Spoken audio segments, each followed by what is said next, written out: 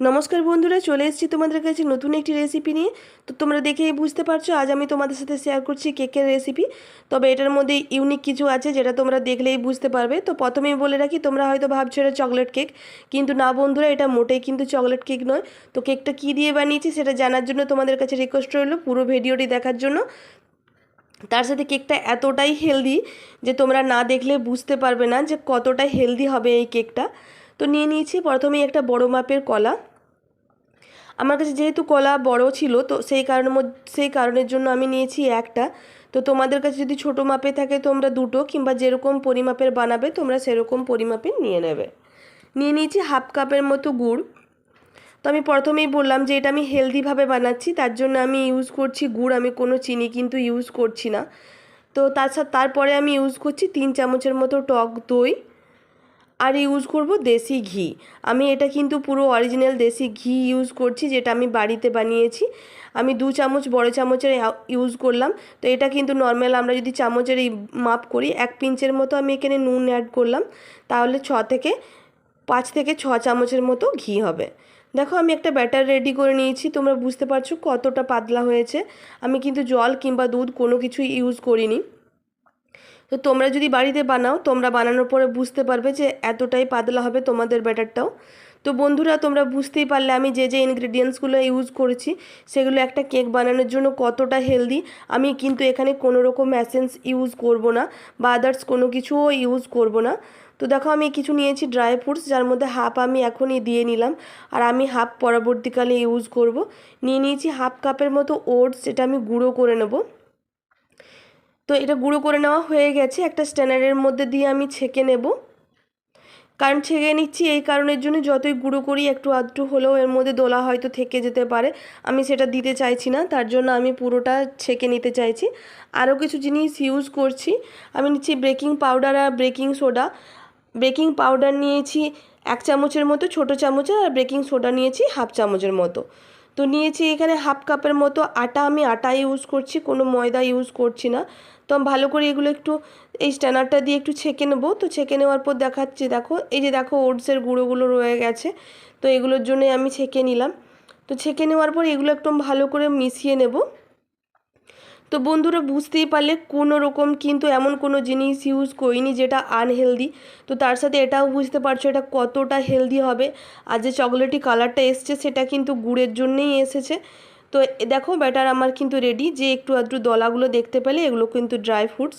তো একটা বাটি আমি ইউজ করে নিয়েছি কেক বোল।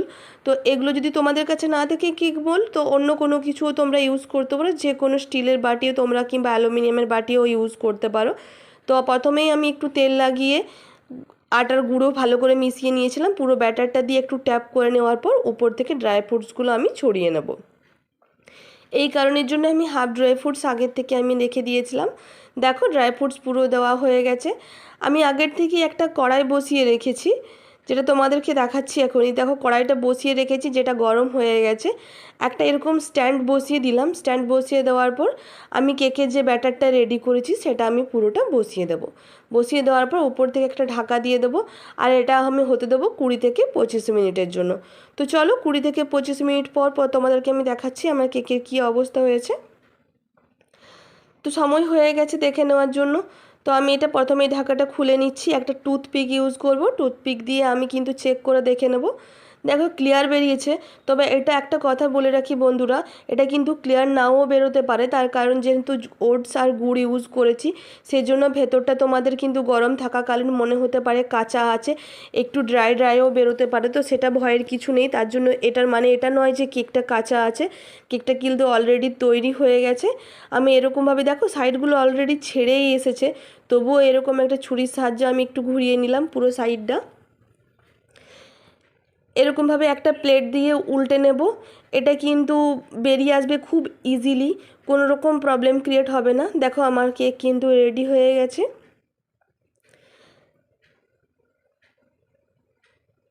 দেখতে পাচ্ছ যে কতটা অসাধারণ দেখতে হয়েছে, আর কতটা সফট হয়েছে সেটাও আমি তোমাদেরকে দেখাচ্ছি। দেখো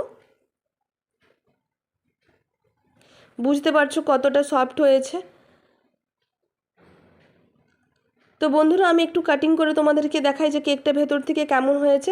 এটা দুর্দান্ত স্বাদের হয় বন্ধুরা, আর এতটা হেলদি তোমরা বুঝতেই পারলে যে এতটা হেলদি আমার মনে হয় না এতটা হেলদি কেকের রেসিপি খুব বেশি আছে বলে, খুব রেয়ারই তোমরা পাবে, খুব ইউনিক রেসিপি। তো তোমাদেরকে রিকোয়েস্ট করব যে তোমরা বাড়িতে একবার বানিয়ে দেখো, দুর্দান্ত স্বাদের হয় আর অসাধারণ সফট হয়। দেখো আমার কেক কিন্তু রেডি হয়ে গেছে, বুঝতেই পারছো কতটা সফট। তো যেটা আগে বললাম তোমাদেরকে, গরম অবস্থায় কিন্তু মনে হতেই পারে যে কাঁচা আছে, কিন্তু এটা মোটেই কাঁচা নয়।